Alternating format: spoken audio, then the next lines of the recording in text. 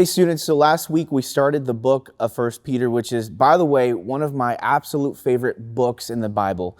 I think that 1 Peter honestly has resonated with so many seasons of my life because of the people around me and things that they've gone through, and really just things in my own life. And that's because it deals with suffering. So last week we talked about how persecution and suffering are two major experiences that we will encounter as followers of Jesus. We discussed that 1 Peter was actually a letter that was written to a group of Christians who at the time were living in Rome and were being treated poorly because of their faith in Jesus. And because of that, they were also suffering. So why should you, right? Why should I care about what Peter has to say? As a student living in League City, Friendswood, Clear Lake, why does it matter? Because as followers of Jesus, right, this is the first thing, that this will also be our experience, just a little differently. So let me explain that a little bit. For us living in North America, in the U.S., we really don't resonate with the level of persecution that these Christians that Peter was writing to, what they were experiencing. In fact, for the most part, we probably have felt pretty comfortable being a Christian or saying that we're Christian, but we do still feel that to some degree. Right? We do feel and see a culture that is continuously misunderstanding our faith in Jesus. And you might feel that when you get questions, right? Confused questions from some of your friends and family about why you follow and believe in Jesus. But most of all, we resonate with suffering, right? No matter who you are, Christians or non-Christians, we experience suffering, right? It's not if, but when. And I've shared this with some of the students at Eagle Bay, but to be honest with you, this last year has been one of the saddest years of my life for so many reasons. And God has something to say to me, and God has something to say to you. Right, so up to this point in the letter where we're jumping in, Peter has actually spent the first 12 verses giving the suffering Christians some affirmations and some declarations of how God has saved them through grace. Right, remember, he basically says, in suffering, remember who God is and what he's done in Christ for you. Right, he's given you a new identity, and in him, you're part of an unexpected journey where you will encounter suffering. But for the follower of Jesus, suffering becomes a gift. Right? Suffering for us serves as a purifying fire that instead of destroying us, it deepens our faith.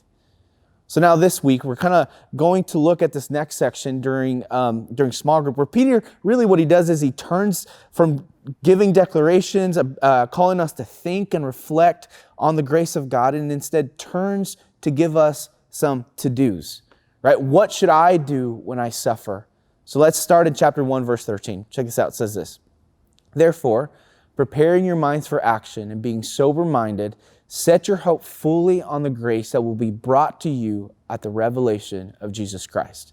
All right, let's stop right there for a minute. So Peter starts this whole section with "therefore," and that's huge. Right? You see, students, God has purposely placed every word in the Bible, in the Scriptures, to tell us something through every word. Right? You've heard us say this before when the word "therefore" comes up, but when you see the word "therefore," we ask the question, what is it there for?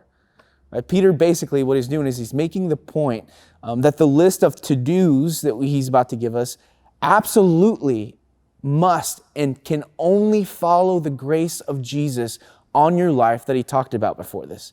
Right? He makes us right with God and has a heart that wants to heal our brokenness. So whenever you come to Christianity, right, we don't jump into ethics first or rules, or Christianity isn't a set of tips for your life. It isn't about steps to live a happier life or being a better version of yourself. Because if you approach it that way, students, it will crush you. Instead, what we see is that God gives us grace first, and then he gives us commandments. So first you get a Savior, and then requirements. And unless you see and understand what God has done for you, you cannot and you won't do anything for him.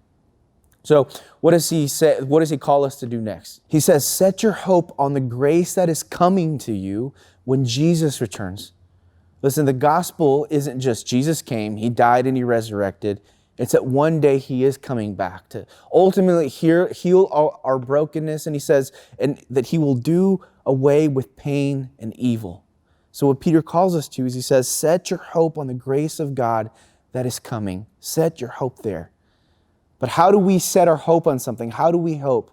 Right? We think about it. We ponder on it. We go back to it. We white knuckle whatever that is. We hold on to it. He actually tells us how to specifically do this a little before. He says, with minds that are alert and fully sober. So there's really two things that are kind of intertwined here that he's saying. First, he says, be alert, right? Be on guard so that you can think and process clearly.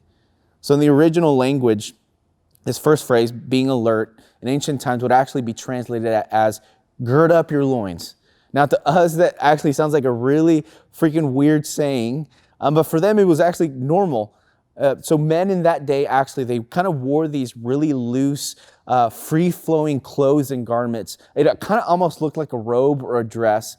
And it was normal in that culture, right? It was very dignified, but it was really hard to do anything in them. Anytime you needed to do anything physical, anytime you needed to work, they had to kind of gather these loose garments and tuck them into their belt so that they really, their legs would be free to move and run and be alert. So this is why he's saying, gird up your loins, be ready, be alert. You get your minds ready because there are assaults that are coming on your life. And to these Christians, these assaults aren't just coming in persecutions, but things that will bring your thoughts and your affections away from Jesus and will distract you, right? Assaults on your joy.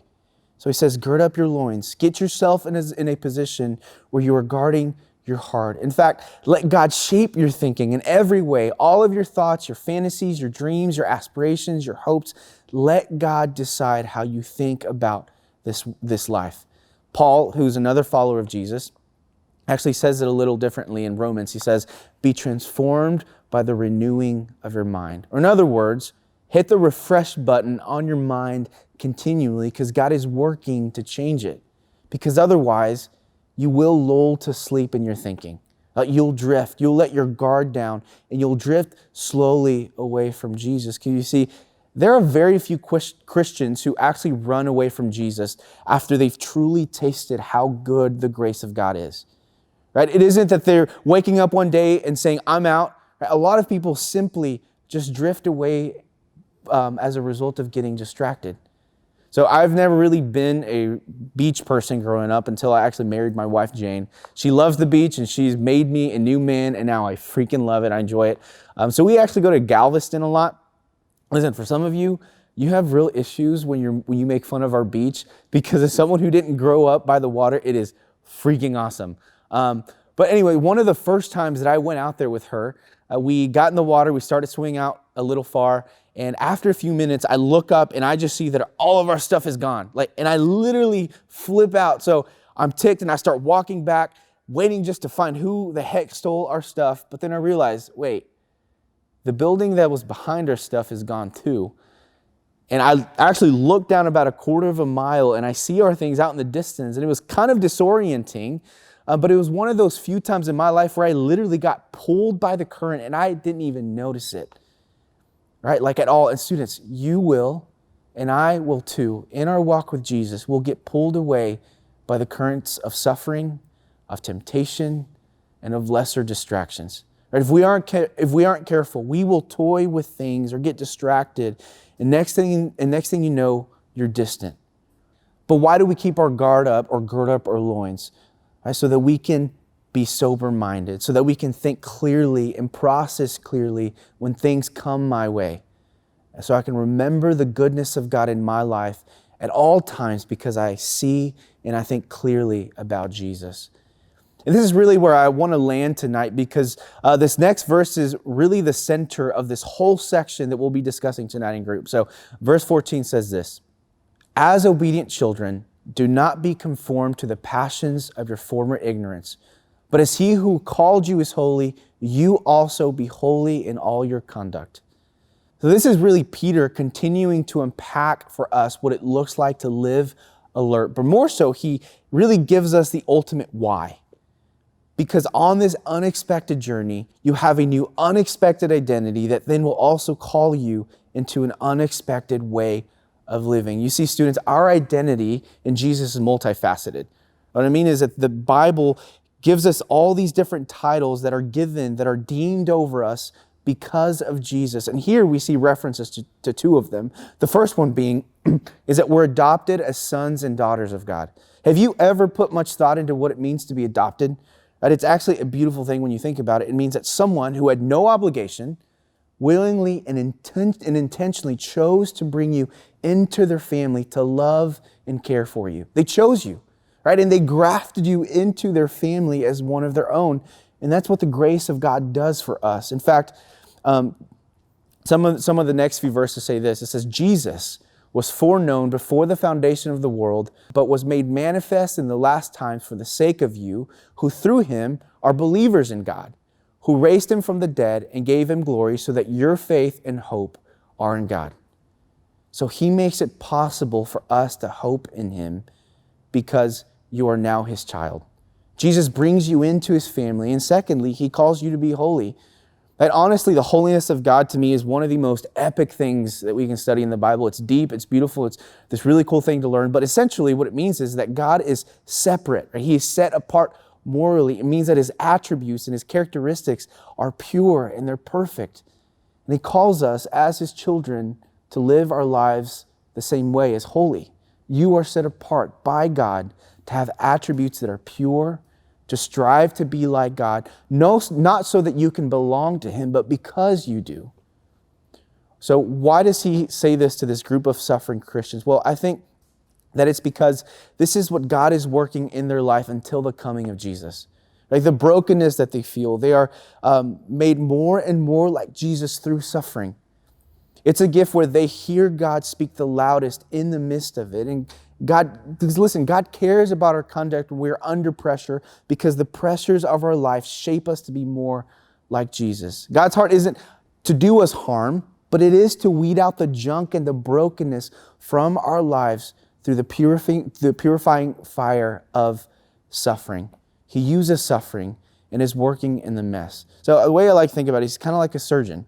Sometimes he puts us on the table and it hurts, but the outcome of seeing him weed out some of this sin, pull things out of our lives that aren't in line with the gospel, and it's a beautiful thing, and it's intentional, and it's pointed.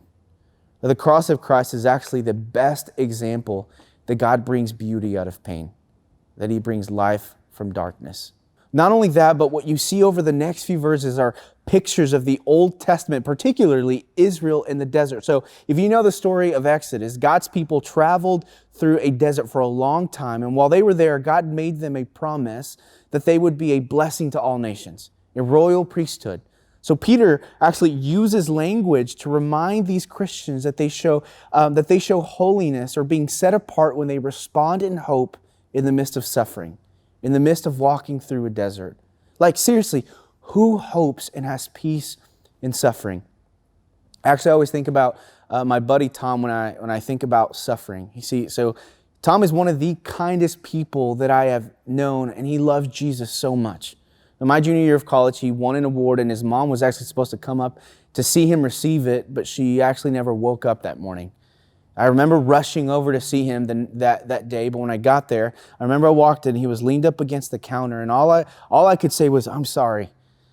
And I'll never forget the look that he gave me and what he said to me. He looked at me in the eyes and said, "This didn't surprise God, and he's still good." In fact, over the next few weeks, he talked about how close he felt to God in that season. And y'all, that made an impression on everyone around him. Like, who responds like that? And here's a few verses of a song that gives us an answer. It's actually a song from 1 Peter. Who can stand amidst the wind and the waves except the one who made them to obey? Who could sing in the midst of suffering but those that he has redeemed and called by name? If I stand and I see it through, if I stay the course and make it home, if my heart is overwhelmed with peace in the storm, it's all because of Christ. He calls us to be alert so that we can grow to be holy, right? To be a witness and a light that points to a holy and a good God by how we live and respond. And when we suffer, right, we not only know that God is at work, but that there is grace, that there is a grace that is coming at the return of Christ. And our hope in that, the way we respond, reflects that God is good and he keeps his word, right? That we can and we will see it through because of Jesus. So maybe you're in the midst of suffering right now and you need to believe this. Maybe you don't know Jesus and you want this kind of hope because you feel brokenness deeply. Or maybe you simply just have drifted away and you need to be brought back and think about the grace of Jesus. Set your hope on it again. We'll actually break off into small groups now to talk about and hopefully discuss some of these things.